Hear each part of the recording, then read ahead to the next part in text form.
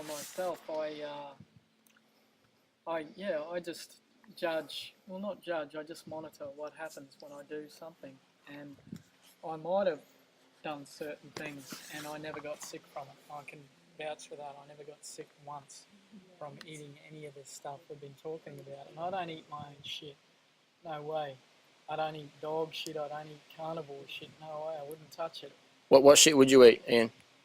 Well, the only stuff I'd touch is stuff that's come from wild, like herbivore animals, and that's even a bit exy at times because, like, in this area here, it's a farming area, and everything gets sprayed, and these animals are eating the grass, and there's Roundup, there's probably, I don't know, all sorts of different chemicals, and it goes straight to their, it goes in their bowels, they process it, and they shit it out. That's what you shit out, and to eat shit can be a bit exy sometimes with the chemicals you might get. You might get a lot of good bacteria, but the chemicals might be a bit of a worry too. What about bat shit? That'd probably be a bit the cleanest shit to eat.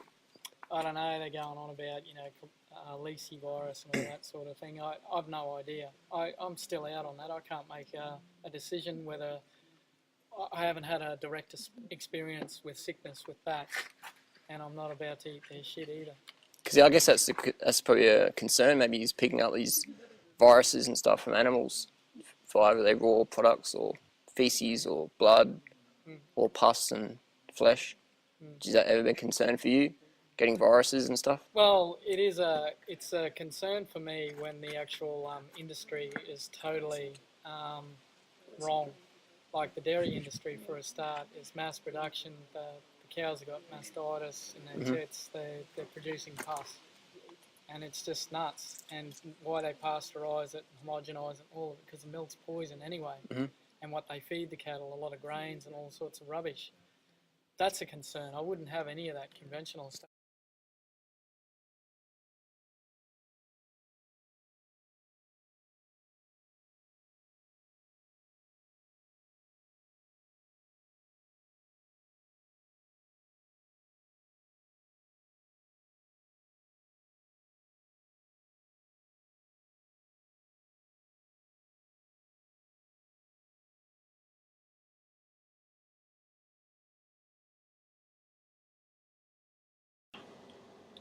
Toothbrush, that's all I use for my dental.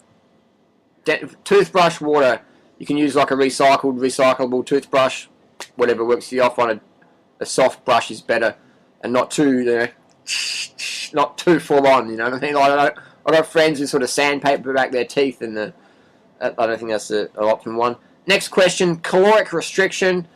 This question from a good buddy of mine.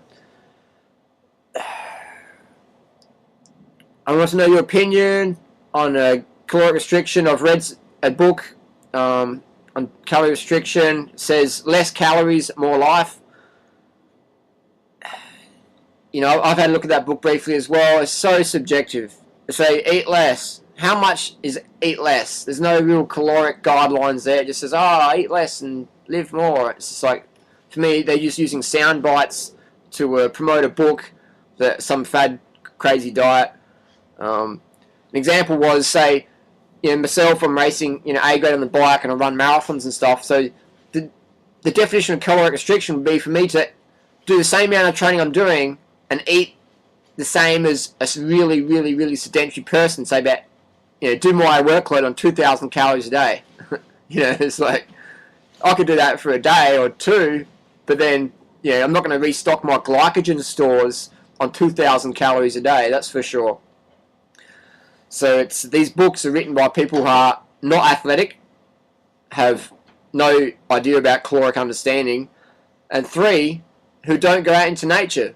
Because when you go out into nature, what do we see? The animals who eat the less, they thrive the most? No way! The alpha animals, the dominant animals, the animals get to breed, the animals who eat the most of their biologically specific diet. I.e., if you're a polar bear and you eat bananas, you're not going to do well. If you're a polar bear and you eat walrus and fish, you're going to do well. And if you're the polar bear who eats the most walrus and fish, you're going to do the best. If you're a bonobo and you eat Big Macs, you're not going to do well. If you're a bonobo and you eat fruit and vegetables in your bonobo diet, you're going to do good. And if you're the bonobo who gets the most food, you're going to become the alpha bonobo, and you'll get priority of who you mate, where you want to eat, where you want to live, etc. The animals in nature who eat the least go downhill. You're not going to see an animal in nature who calorie restricts. You do not see this. This is some creation of, someone who's got an eating disorder somewhere and writing a book about it, and because they're eating junk food, and if you eat less junk food, you do better. And then they apply it to everything. They throw the chickpeas out with the chickpea water, or they throw the banana skin out with the banana. You know what I mean? You want to keep the good stuff and just get rid of the slop. And for me, caloric restriction, no way. If you're eating Big Macs, yeah, eat less Big Macs, or ideally get it out of your diet, get all your animal out of your diet. But if you eat less animal, you'll do better than someone who eats a lot of animal. But you'll do better if you get rid of the animal and eat more, plant-based foods, ideally fruit as your primary carbohydrate source. But say if you're on the best diet, which is a low-fat, raw vegan diet, high in fruit and a bit of greens and low in fat, and if you don't get enough calories on that diet, you will go downhill despite eating the best diet for humans. Why? It's not my opinion, it's the nature's opinion. It's our biologically adapted diet. Fruits as a staple, bit of greens, maybe occasionally some nuts and seeds. But fruit, as at least 98% of your total caloric content, is going to get you just prime. As long as you eat enough calories every day, at least 3,000 calories a day. Otherwise, you're not really going to get your best. You can ride your bike with 50 psi on your tyres on a road bike, or 10 psi in your tyres on a mountain bike. You can do that, but you're not going to do as good as if you pump it up fully.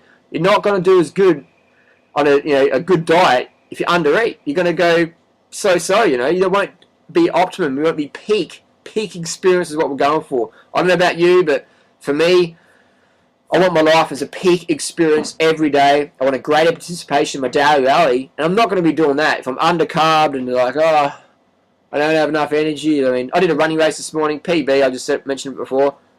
But then afterwards, I went to the Green Day Out Festival and I was talking to people again and again and again, giving talks and questions and all this and that. Where am I going to get the energy from if I'm calorie restricting? I'm going to be like, stimulant, coffee, all these stimulants to get some sort of energy, which is most people do in society. I don't want that. I hate coming down, man. I want to feel high all the time. Just go to sleep at the end of it all. So calorie restriction, no way. My friend who's done this as an experiment, good friend of mine, great person, really lovely person, best of intentions, but eating the good diet, but not drinking enough water and under eating. And recently did an extended, I won't say the name, but extended, juice thing on not enough calories and ended up in hospital getting force-fed cooked food and force-medicated. And that's not what anyone wants or anyone deserves, really. But luckily, they did save their life. So it's, eat the best diet, but eat enough. And if anyone talks about calorie restriction, if anyone's writing a book about it, that they don't really understand.